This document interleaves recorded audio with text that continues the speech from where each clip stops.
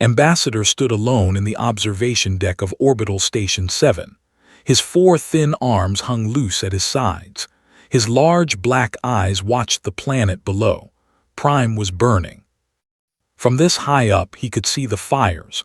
They spread across the northern continent like a disease. Orange and red lights covered cities that had stood for 10,000 years. 6 billion of his people lived down there. Every hour that number got smaller. The Or swarm had arrived 12 days ago.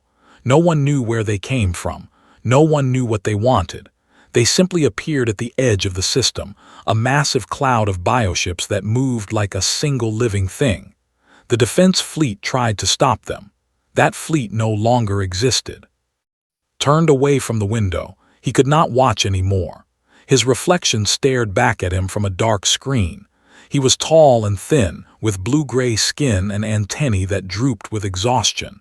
He had not slept in 3 days. He could not sleep while his world died. The communication room was just down the corridor. He had spent most of the past week there, sending messages to every species in the Galactic Council. 47 civilizations belonged to the Council. 47 advanced races with powerful fleets and advanced weapons. Surely, one of them would help. He walked into the room and sat down at his station. The screens showed a list of responses. His heart sank as he read them. The Dominion expressed deep sympathy for the situation. However, their non-intervention protocols prevented them from engaging in military action outside their own territory. They wished the best of luck. The Federation acknowledged the threat posed by the Or swarm. Their military advisors had determined that direct engagement would only draw the swarm's attention to space. They hoped they understood their position. The consortium had not even bothered to respond. Their channel showed a simple message: connection terminated by recipient. One by one read through the responses.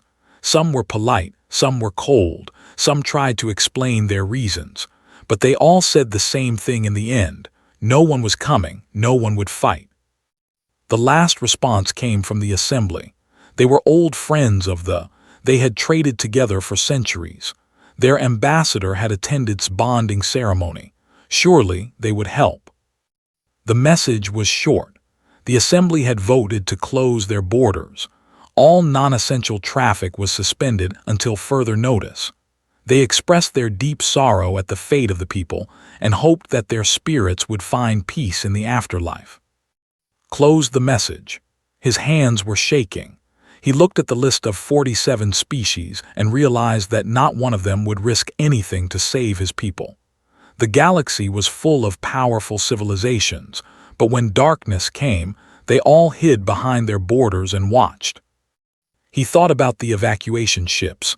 There were not enough. There never could be enough. They had saved perhaps 10 million people so far, sending them to colonies on the outer moons. But the swarm was fast. It would reach those moons within a month. There was nowhere to run. A young officer named entered the room. She was barely an adult, with bright green markings on her skin that showed her youth. She had been working communication duty for 60 hours straight. "Ambassador," she said, "we have received the final response from the Council." "I have read them all," replied. "No one is coming." Hesitated. She looked at her data pad with an expression did not understand. "There is one more species, sir. They are not full members of the Council. They only joined as observers 2 years ago." Frowned who? "The humans from the Sol system. There is called Earth." Searched his memory. He knew very little about humans. They were new to interstellar travel. Their technology was primitive compared to most Council species, and their planet had been classified as a Category 7 death world, which meant it was considered too dangerous for normal life to exist. "Why would we contact them?" he asked. "They have nothing to offer.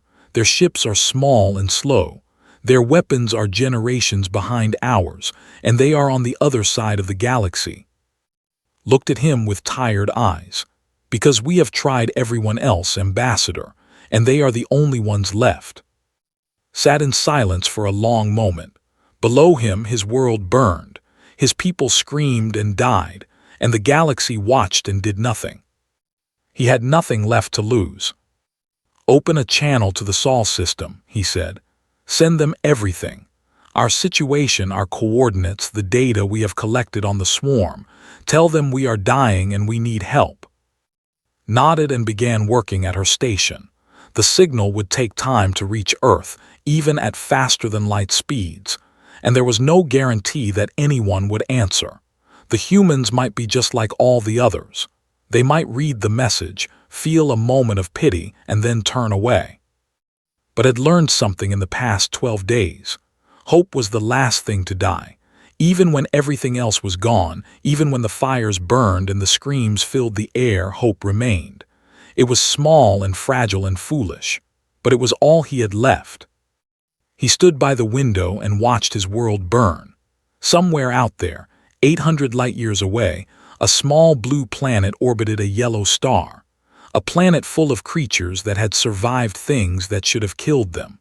A planet where life fought and struggled and refused to give up. Did not believe in miracles. He had seen too much death to believe in anything anymore. But as he watched the fire spread across Prime, he allowed himself one small hope. Maybe, just maybe, someone would answer his call. The signal raced through space at impossible speeds. It passed dead stars and empty worlds. It crossed the void between galaxies. And finally, after hours of travel, it reached a small orbital platform above a blue and green planet called Earth. A young officer sat at his station, bored and tired, expecting nothing unusual. Then his console lit up with an incoming transmission. He read the message once. Then he read it again. Then he grabbed his communicator and called his commanding officer. 800 light-years away, Ambassador had no way of knowing that his signal had been received. He had no way of knowing that in a small room on a distant planet, humans were already gathering to discuss his message. He had no way of knowing that the creatures of Earth were about to do something that no other species in the galaxy would dare to do. They were going to answer his call. Commander Daniel was drinking his third cup of coffee when the alert came through. He worked the night shift on Horizon 1, Earth's main orbital defense platform. Most nights were quiet. Ships came and went. Satellites needed adjustments. Nothing exciting ever happened. Tonight was different. The transmission had arrived at 3:47 hours. It was coded in a language that the computer took several minutes to translate. When the translation finished, read it 3 times before he believed what he was seeing. An alien species was dying. Their planet was under attack. They had asked the entire galaxy for help and no one had answered. Now, as a last desperate act, they were asking Earth. Sent the message up the chain of command. Within 2 hours, it had reached the highest levels of the United Earth Coalition. By morning, every major leader on the planet had seen it. The Emergency Council meeting took place in Geneva. Representatives from every nation sat around a massive table, watching holographic displays that showed the destruction of Prime. The images were terrible. Cities in flames, bodies in the streets, a swarm of biomechanical creatures consuming everything in their path. Admiral Marshall spoke first. He was an old man with gray hair and a face marked by decades of service. "We need to think carefully about this. Earth has only had faster-than-light travel for 30 years. We are new to this galaxy. We have 500 ships total, and most of them are exploration vessels. Getting involved in an alien war could be suicide." Dr. Lisa stood up from her seat. She was young for her position, but she had earned it through years of research on alien life forms. "Admiral, I have studied the data that came with this transmission. The Or swarm is not just attacking one planet. They consume entire civilizations.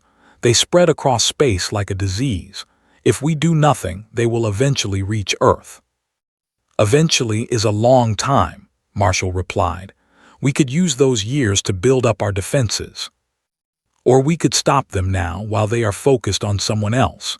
Doctor brought up a new display. The swarm is controlled by a central intelligence. If we destroy it, the entire swarm falls apart. This is our best chance to eliminate the threat before it grows too strong. The debate continued for hours. Some argued that Earth should stay out of alien conflicts. Others pointed out that they had asked for help and no one else had answered. A few suggested that this was a test, a way to judge what kind of species humanity really was. Captain Vance sat quietly through most of the debate. She commanded the heavy cruiser Endeavour, one of the largest ships in the human fleet. She was tall and strong, with short brown hair and eyes that never seemed to rest. She had joined the military at 18 and had spent 20 years serving on every type of vessel humanity had built. When the council asked for her opinion, she stood up slowly. "I have a question for all of you. If Earth was burning and we sent a message to the galaxy asking for help, what would you want the answer to be?" The room fell silent. "Those people are dying right now," Vance continued. "Not tomorrow, not next year, right now. Children are screaming for their parents, families are being torn apart, and 47 species with the power to help have chosen to do nothing. If we are the same as them, then what is the point of going to the stars? We might as well stay home and wait for the swarm to come for us." Admiral Marshall shook his head. "Captain, this is not about courage, it is about survival. We cannot save everyone." "No," Vance agreed, "but we can save someone, and that has to count for something." The vote was close. In the end, it passed by only 3 votes. Earth would send a task force to Prime, 5 ships led by the Endeavour. It was not much. It was barely anything at all, but it was what they had. Commander Cole received his orders that evening. He led the 7th Marine Battalion, a unit that specialized in ground combat on hostile worlds. His soldiers had trained on volcanic islands, frozen wastelands, and jungle environments filled with deadly predators. Earth had plenty of such places to practice. Cole gathered his troops in the main hangar of the Endeavour. 300 Marines stood at attention, their faces hard and ready. They ranged in age from 19 to 45. Some were veterans of a dozen campaigns. Others had never seen real combat. But they all had one thing in common. They had grown up on a world that tried to kill them every single day. "I am not going to lie to you," Cole said. "This mission is dangerous. The creatures we are going to fight have destroyed entire civilizations. 3 species have tried to stop them, and all 3 are now extinct. The odds are not in our favor." He paused and looked at his soldiers. None of them moved. None of them looked afraid. "But we are not those species," he continued. "We are humans. Our ancestors survived ice ages. They survived plagues that killed half the population. They survived wars that burned entire continents. Every single one of you comes from a long line of survivors, people who refused to give up, no matter how bad things got." Sergeant Grant stood in the front row. She was 32 years old, with dark skin and eyes that had seen too much. She had lost her brother in a training accident 5 years ago. Since then, she had dedicated her life to protecting others. She nodded slightly as Cole spoke. "In a few hours, we are going to jump 800 light years through space. We are going to land on an alien world that is on fire. We are going to fight creatures that adapt to every weapon.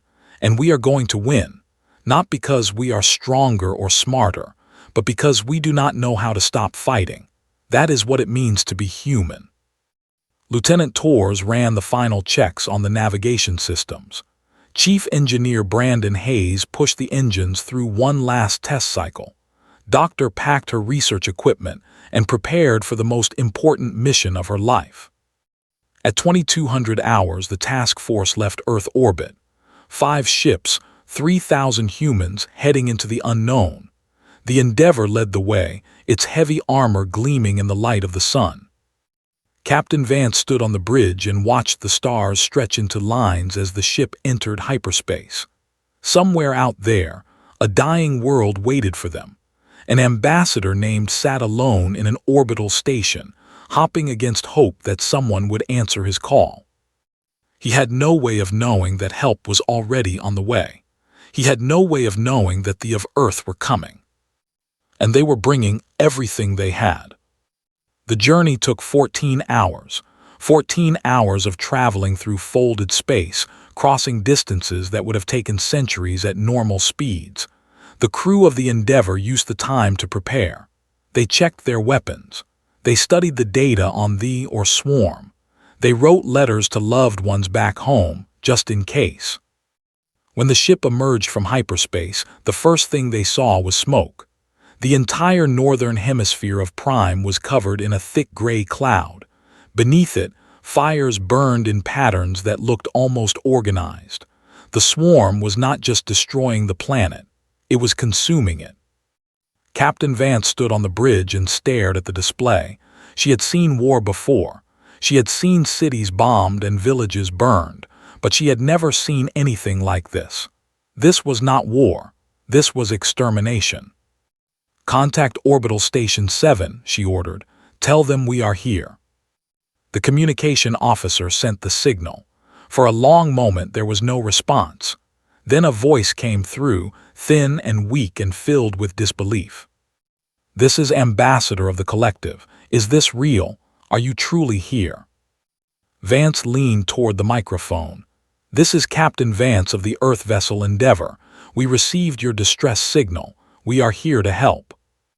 On the orbital station stood frozen. His antennae trembled as he processed what he was hearing. Someone had answered. After all the silence, after all the rejection, someone had actually come. "How many ships do you have?" he asked. 5. Felt his hope begin to fade. 5 ships. The defense fleet had numbered over 200, and the swarm had destroyed them in less than a day. What could 5 ships possibly do? "Captain," he said carefully, "I am grateful that you came, but you do not understand what you are facing. The swarm has consumed 12 civilizations. Their bioships number in the thousands. Their ground forces adapt to any weapon. Every species that has tried to fight them has been destroyed." Vance listened to his words. She did not seem surprised or afraid.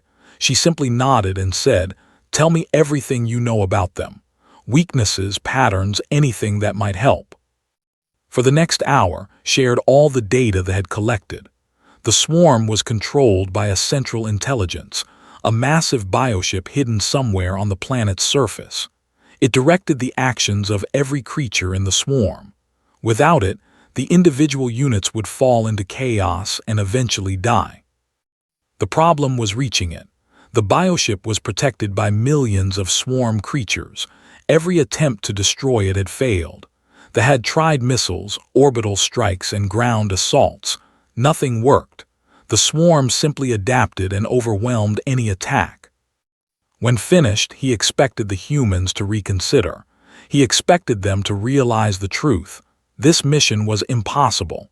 They had come all this way for nothing. Instead, Captain Vance turned to her crew and began issuing orders. "Tours, plot approach vectors that keep us out of range of the larger bioships. Hayes, I want the engines ready for quick maneuvers. We might need to run fast. Cole, get your Marines ready for ground deployment. We are going down there." Commander Cole grinned. It was not the smile of a man who enjoyed violence. It was the smile of someone who had been waiting his whole life for this moment. "Copy that, Captain. My people are ready." Watched through the communication screen as the humans prepared for battle. He could not understand their behavior. They were outnumbered beyond any reasonable calculation. Their technology was primitive compared to the swarm, and yet they showed no fear. They moved with purpose and confidence as if this were just another day. "Captain Vance," he said, "may I ask you something?" She turned back to the screen. "Go ahead." "Why did you come? Your planet is far from here. The swarm has not threatened you. You owe us nothing. Why risk your lives for strangers?" Vance was quiet for a moment. Then she said, "When I was young, there was a flood in my village.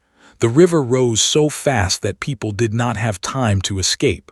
I was trapped on a roof with my little brother, watching the water rise. We were going to die. She paused, remembering. Then a man appeared in a boat. He was not from our village. He did not know us. He had been traveling when he saw the flood and decided to help. He pulled us out of the water and took us to safety. I never learned his name. Listened in silence. I asked my mother why he helped us, Vance continued. She said that is what good people do. They see suffering and they try to stop it, not because they will gain anything, not because they have to, but because it is right. She looked directly at through the screen. You called for help, Ambassador. 47 species heard you and turned away, but we are not them. We are humans, and we do not leave people behind. The Endeavor and its escort ships moved into position above the planet. Below them, the swarm sensed new prey and began to react. Bioships rose from the surface, their organic hulls pulsing with hunger. Ground creatures lifted their heads and screeched at the sky. In the hangar of the Endeavor, 300 Marines loaded into. Commander Cole walked among them, checking equipment and speaking words of encouragement. Sergeant Grant sat in the front row, her rifle across her lap, her eyes focused and calm. Private was nervous. He was 21 years old and this was his first real mission. He had trained for years, but nothing could prepare him for what he was about to face. His hands would not stop shaking. Grant noticed and moved to sit beside him. First time is always the hardest, she said quietly. Just stay close to me, do what I do, and remember to breathe. Nodded, what if I freeze up? Grant shook her head. You will not. You are a human. Your ancestors hunted mammoths with wooden spears. They crossed oceans in boats made of wood. They walked on the moon just 60 years after inventing powered flight. You have 10,000 generations of survivors in your blood. Trust it. The doors closed. The engines roared to life.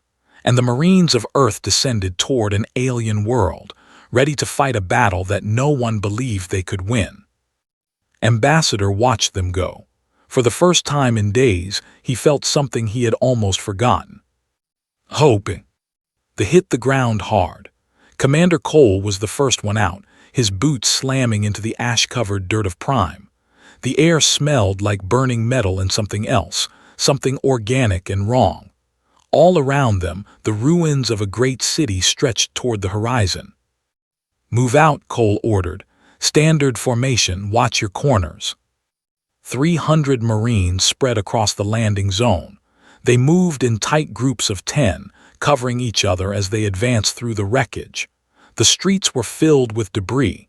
Buildings had collapsed into piles of rubble, and everywhere there were bodies. The dead lay where they had fallen. Some had been killed quickly. Others had been taken apart piece by piece. Private saw a child's toy lying next to a small blue hand, and he had to look away before he was sick. The swarm found them within 10 minutes. The first wave came from the east. Hundreds of creatures poured out of a collapsed building, their biomechanical bodies clicking and screeching as they ran. They were roughly humanoid in shape, with too many limbs and mouths filled with needle-sharp teeth. Infused armor covered their bodies, adapting even as the Marines watched. Contact front, someone shouted, open fire. The Marines responded instantly. 300 rifles spoke as one, filling the air with the thunder of human weapons. The first row of creatures fell, torn apart by concentrated fire, but more kept coming, climbing over the bodies of the fallen, endless and hungry. Sergeant Grant took a position behind a fallen wall. She fired in short, controlled bursts, dropping creature after creature. Beside her followed her example, his hands steady now that the fighting had begun. There was no time to be afraid. There was only the next target. The swarm adapted quickly. Within minutes, their armor had thickened. Bullets that had killed them before now only wounded them. The creatures began to move differently, dodging and weaving instead of charging straight forward. Cole saw the change and made a decision. Switch to incendiary rounds, light them up. The Marines reloaded with practiced speed. The new ammunition turned the creatures into walking torches. Fire, it seemed, was harder to adapt to than metal. The swarm fell back, regrouping for a new approach. "That will not work forever," Grant said. "I know," Cole replied, "but it buys us time. Keep moving toward the objective." The battle continued for hours. The Marines pushed deeper into the city, fighting for every street and every building. The swarm attacked in waves, testing their defenses, learning their tactics, and the humans adapted in return. When the creatures developed heat-resistant armor, the Marines switched to explosives. When the swarm tried to flank them, they collapsed buildings to block the approach.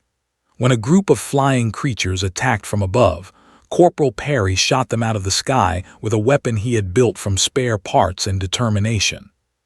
The galaxy had never seen anything like it. The Or swarm had consumed 12 civilizations. They had faced the finest warriors the galaxy had to offer, and in every case the pattern was the same. The enemy would fight bravely at first. Then, as the swarm adapted and the casualties mounted, they would lose hope. They would break and run, and the swarm would consume them. But the humans did not break. Private took a blade through his shoulder. The pain was like nothing he had ever felt. The creature that stabbed him leaned in close, expecting him to scream and fall. Instead, grabbed his sidearm with his other hand and shot it through the head. Then he pulled the blade out, wrapped his wound with a field bandage, and kept fighting. Sergeant Grant found herself surrounded when a building collapsed and separated her from her squad. She fought alone for 20 minutes, using every trick she had learned in 15 years of service. When her rifle ran dry, she used her pistol. When her pistol ran dry, she used her knife. When her knife broke, she used her fists. By the time her squad reached her, she was standing on a pile of dead creatures, bleeding from a dozen wounds, still ready to fight. Cole led a charge through the heart of a swarm nest. They lost 30 Marines in the assault, but they destroyed a communication node that had been coordinating attacks across the entire sector. It was a trade the swarm could not understand. What kind of species sacrificed their own to hurt the enemy? Above the planet, the human ships fought their own battle. The Endeavor took hit after hit, its thick armor absorbing punishment that would have destroyed any other vessel. Lieutenant Torres performed maneuvers that the ship's designers had said were impossible, dancing between bioships 10 times her size. Chief Engineer Hayes kept the engines running through sheer willpower. When a coolant line burst, he patched it with his bare hands, ignoring the burns. When the main reactor began to fail, he climbed inside and made repairs while the system was still active. His crew begged him to stop, to let them take the risk. He refused. "This is my ship," he said. "If she dies, I die with her." Doctor worked without sleep, analyzing samples from captured swarm creatures. She noticed something strange. The creatures seemed confused. They kept changing their tactics, trying new approaches as if they could not figure out what they were fighting. "They are used to winning through adaptation," she explained to Captain Vance. "They study their enemy, develop counters, and overwhelm them, but we are adapting faster than they can. Every time they change, we change back. They do not know how to handle an enemy that refuses to stay still." Vance nodded slowly. "Then we keep changing, we keep fighting. We do not give them time to figure us out." On the ground, the Marines had pushed to within 10 kilometers of the central bioship. The losses had been terrible. Of the 300 who had landed, only 180 were still standing. The rest were dead, wounded, or missing. But they had learned something important. Doctor's analysis had revealed a weakness. The bioship's control center was located in a specific chamber deep inside the structure. If they could reach it and plant explosives, they could kill the entire swarm with a single strike. Cole gathered his remaining soldiers for a final briefing. They were exhausted, wounded, and running low on ammunition. But when he looked at their faces, he saw no surrender. "I am not going to lie to you," he said. "The odds of getting out of this alive are not good. We are outnumbered and fighting on enemy ground. Any sane person would turn back." He paused and looked at each of them in turn. But we are not sane. We are humans. And tomorrow, the galaxy is going to learn what that means. Grant checked her weapon one final time, tested his injured shoulder, wincing but ready. Perry loaded his last magazine and nodded to his commander. The final assault was about to begin. The bioship rose from the ground like a mountain made of flesh. It was 3 kilometers long and covered in organic armor that pulsed with a sickly green light. Millions of swarm creatures crawled across its surface, defending the heart of their collective intelligence. Commander Cole stood at the edge of the tree line studying the target. Behind him, 180 Marines waited for orders. They had come so far. They had lost so many. Now everything depended on the next few hours. "The entry point is on the eastern side," he said, pointing to a massive opening that looked like a wound in the ship's hull. "Once we get inside, we fight our way to the central chamber. Says it is about 2 kilometers in. We plant the charges and we get out." Sergeant Grant studied the path. "What kind of resistance are we looking at?" "Everything they have.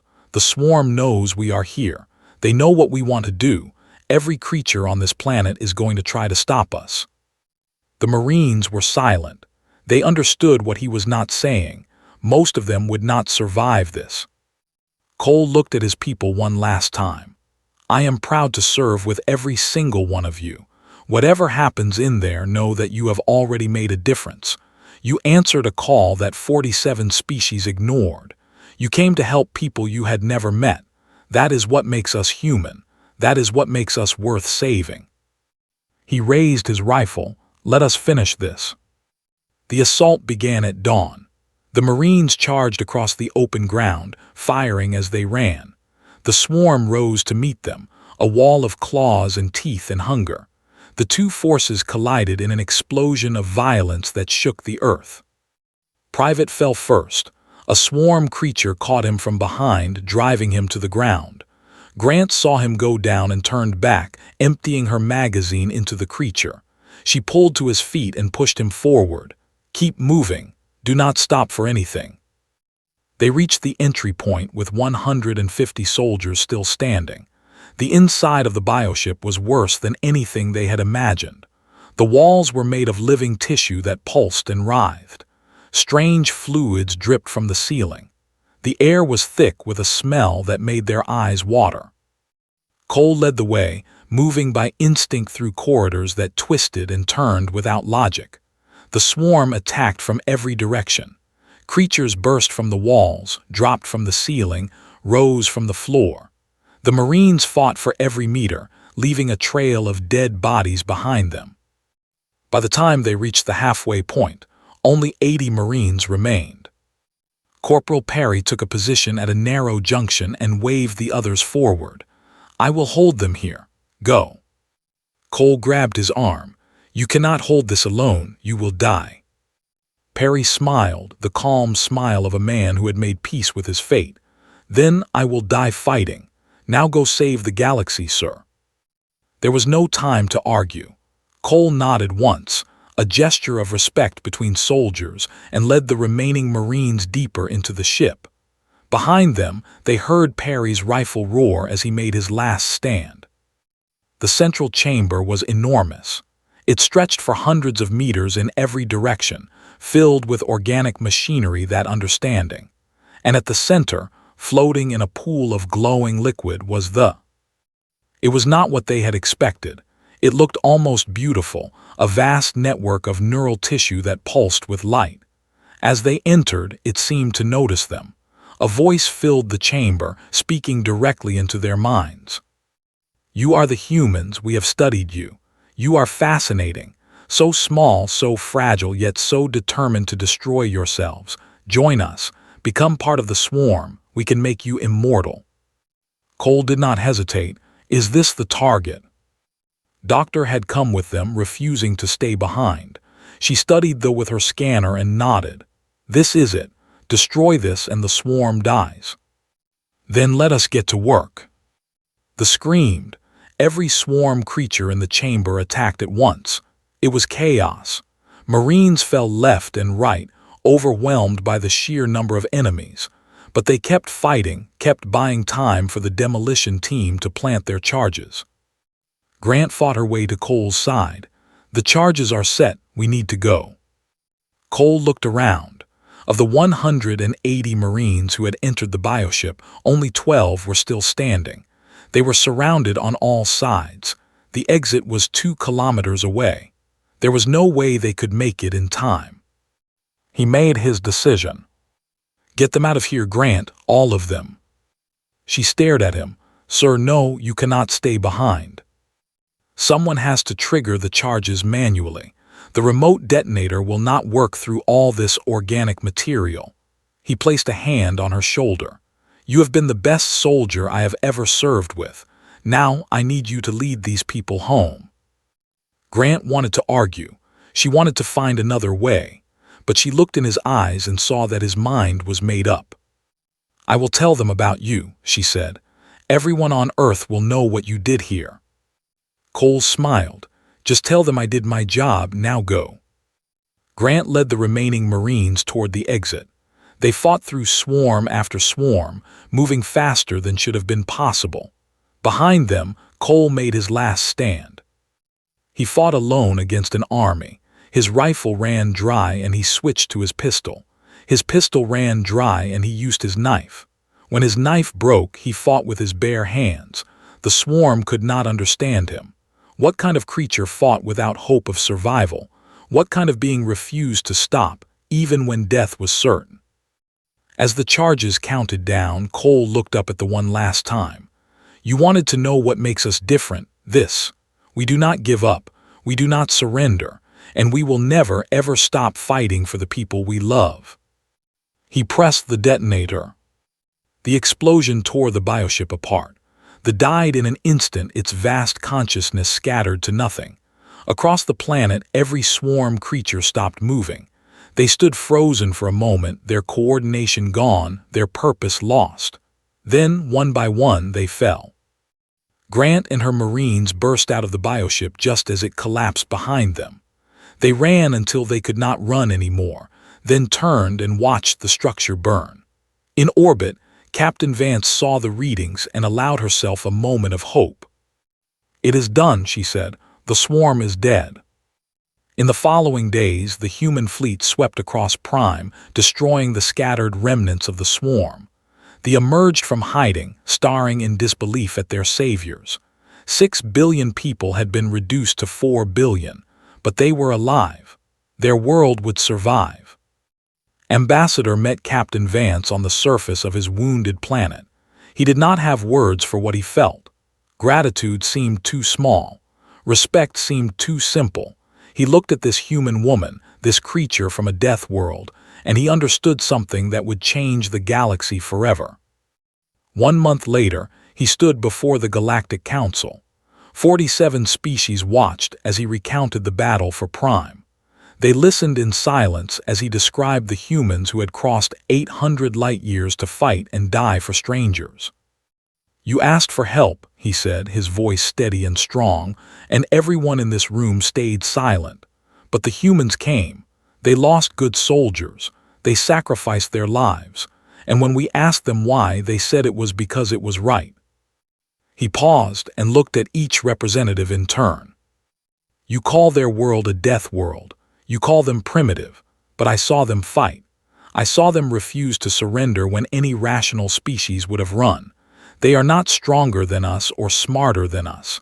They are simply too stubborn to stop fighting, and that makes them the most dangerous and the most noble species in this galaxy." The council chamber was silent for a long moment. On Earth, memorials were built for the fallen. Commander Cole was awarded every honor humanity could give. Sergeant Grant returned to active duty, carrying his memory with her. Private recovered from his wounds and requested a transfer to the 7th Battalion, where he served with distinction for the rest of his career. And across the galaxy, a new truth spread from world to world. When the darkness came, when all hope was lost, there was one species that would always answer the call. The of Earth. They had come for Prime, and they would come again whenever they were needed. Because that is what humans do.